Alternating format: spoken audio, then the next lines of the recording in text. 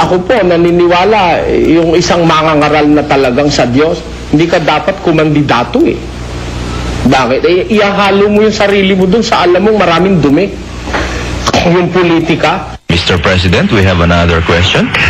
Brother Eli, wag ka takbo. Baka mapunta Malacanang, wala na kami pakinggan sa radio. Mula po kay Carlito Virgilio ng Mandaluyong. I will be hearing from Malacanang Palace. Ako po, naniniwala, yung isang mangangaral na talagang sa Diyos, hindi ka dapat kumandidato eh. Bakit? Ihahalo mo yung sarili mo dun sa alam mong maraming dumi. Yung politika. Ang totoo, sabi ko nga, kung ako magiging senador Ano po ang ipopropose ko yung mga aral sa Biblia. Ako po, naniniwala, yung isang mangangaral na talagang sa Diyos, hindi ka dapat kumandidato eh. Ang totoo, sabi ko nga, kung ako magiging senador ano po ang ipopropose ko yung mga aral sa Biblia.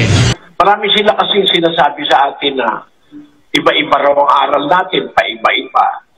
Kasi kami nasa totoo eh. Pagka hindi nag-iiba ang aral, hindi kami totoo.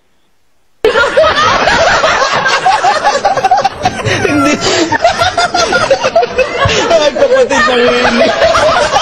Kung masama ang dila natin, mandaraya tayo, mga mali-mali ang sinasabi natin, hindi tayo papakinggan.